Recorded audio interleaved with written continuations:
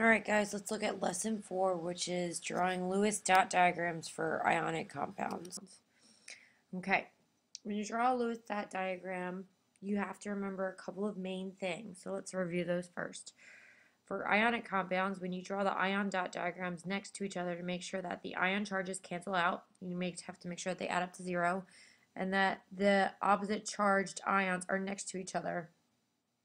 And the like charged ions are as far away from each other as they can be. Remember, that's going to have that repulsion because if they are like charges, they don't attract. Opposite charges do attract. So let's look at an example. If we wanted to draw the Lewis dot diagram for NaCl, remember, we draw brackets around the Na with a plus sign, and then brackets around the Cl, and the Cl is minus, so it gained an electron. So instead of having 7, there's going to be 8 dots around it. And then you want to remember that the sum of the charges must be equal. So the positive one from the sodium ion plus the negative one from the chlorine ion will be 0. So another example would be if we were to draw it for calcium chloride, or CaCl2. Again, we have the chloride ion on the left, chloride ion on the right. They're both negatively charged, have 8 electrons around them. So we want to make sure that we take care of that. And then we have the Ca with the plus 2 in the middle. And this is how the example for calcium chloride would look. Let's check our charges. We have a plus 2 from the Ca, plus 1, and then the times the 2 minus, because we have 2 Cl minuses, and that would be 0. So for practice, I want you to draw the dot diagram of the compound containing barium and sulfur. Pause the video, draw this to your notes, and we'll look at it in a minute. All right, welcome back. So you should have drawn this. You know that barium has a plus 2 charge because has 2 valence electrons, so it'll get rid of those 2.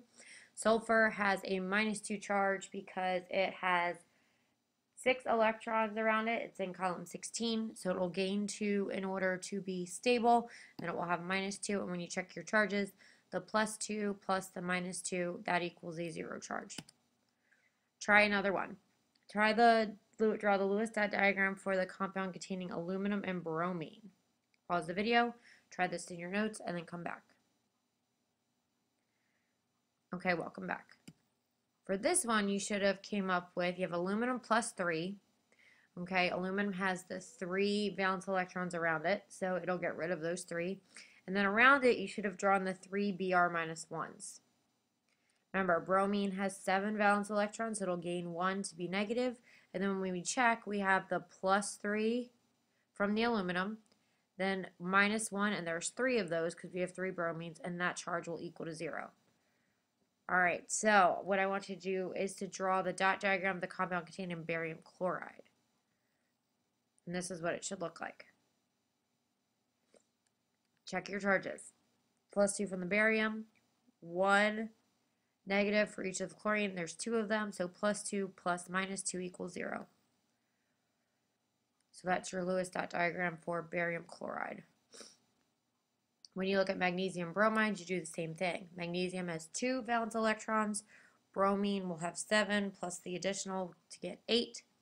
And this is what it looks like for the magnesium to bromide. So check your understanding. We'll check this tomorrow in class. So draw the Lewis dot diagram for the compound containing magnesium chloride. We're going to check this one tomorrow in class. Good luck. Try it before you come into class.